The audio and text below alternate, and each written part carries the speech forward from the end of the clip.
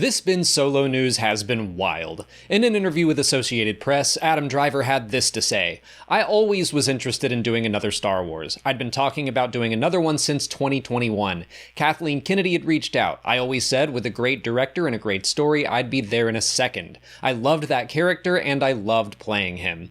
He then said he took a concept to Steven Soderbergh for a film that would take place after The Rise of Skywalker. A story was outlined that the group then pitched to Kennedy, Lucasfilm Vice President Carrie Beck, and Lucasfilm Chief Creative Officer Dave Filoni.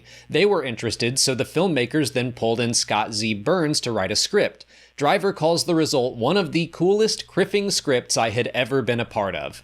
Driver continues, "We presented the script to Lucasfilm. They loved the idea. They totally understood our angle and why we were doing it. We took it to Bob Iger and Alan Bergman, and they said no. They didn't see how Ben Solo was alive, and that was that. It was called The Hunt for Ben Solo, and it was really cool, but it is no more, so I can finally talk about it." Soderbergh, in a statement, said, "I really enjoyed making the movie in my head. I'm just really sorry the fans won't get to see it." This is nuts. On one hand, I'm someone who does think Star Wars tends to overdo it with bringing characters back. I rolled my eyes when Maul survived being cut in half, but I wound up loving everything they've done with him since. I rolled my eyes at Palpatine returning, and I was not a fan of how he was handled in The Rise of Skywalker, or Dark Empire for that matter. The jury is still out on Asajj Ventress, and I also don't trust that Cad Bane is really dead. So if we got some announcement in 2021 that Ben Solo was being brought back, I probably would have rolled my eyes. To be honest, I still have that reaction a bit, but I was also someone that really wanted Ben to survive Episode 9. I wanted to see not just redemption in Star Wars, but atonement. Ben did some terrible things as Kylo Ren. It's great that he came back to the light side, but I doubt he would have been super welcome at that big party on Agen Kloss. Killing him off seemed like the easy way to just not have to address any of that. So now, nearly 6 years after The Rise of Skywalker, yeah, I would be interested in this story as long as it was done right. I mean, it sure looked like he became one with the Force, but he did pass his life energy into Rey. There could have been some crazy mystical explorations into the Force to possibly bring him back. Part of the story could have been Rey on a quest in the physical world to do that, but I doubt Adam Driver would have been sitting out the entire movie until the end. He may have been stuck in the netherworld of the Force, or some kind of purgatory, or some mystical realm fighting to return and help heal the galaxy. I don't know how they would have handled it, but the fact that Adam and Soderbergh and Lucasfilm all seemed excited by the idea gives me confidence. But it is crazy to me that the main excuse Iger and Bergman gave was that they simply didn't see how Ben Solo could be alive. Like, yeah, wouldn't that be the point of the movie, to explain and explore how something like that could be possible? And also, didn't they just put out a movie where Palpatine came back after he exploded? Like I said, characters returning from the dead isn't all that strange in Star Wars, which makes me think the real reason was more reactionary. Disney has always seemed very reactionary with their handling of Star Wars.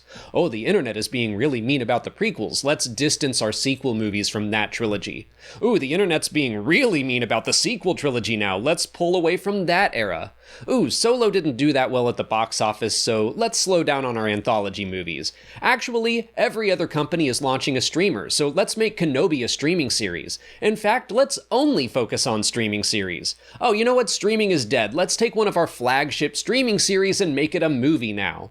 It gives off a vibe that Disney just doesn't know what they're doing with the biggest Star Wars stories. I'm someone that's been mostly happy with the publishing side of things and the video games, and while streaming has been more uneven in its quality, I've loved what they're doing in animation, and of course they've had some huge hits with shows like Andor.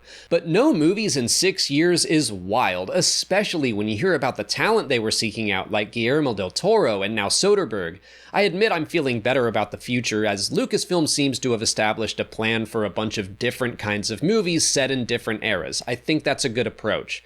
But it makes me wonder what the deal is over at Disney. How many pitches did Lucasfilm put together with solid creative teams that have been shot down by Bob Iger because he either doesn't understand them or is reacting to whatever Twitter is mad about that day? I don't know, it's just frustrating to hear stuff like this. Kylo Ren was a great character. Adam Driver is an incredible actor. I don't love The Rise of Skywalker, but I did love what little we got to see of Ben Solo. I thought he was charming as hell, and I remember how annoyed I was when he died in Episode 9. I do think there would have been some initial annoyance if there were a search for Spock-style movie for him done only a couple years later, because I think it would have once again highlighted how little Disney allowed for a creative plan or vision for the sequel trilogy. He's dead! No, wait, he's alive! That would have felt weird for a small amount of time. But to dismiss the idea entirely just because you didn't understand it, that's annoying. I guess to end this video on a bit of a hopeful note, if you love the idea of the hunt for Ben Solo, Star Wars is the type of franchise where no idea is ever really gone. There's a long history of concept art or ideas for movies being repurposed into other movies or series or even books.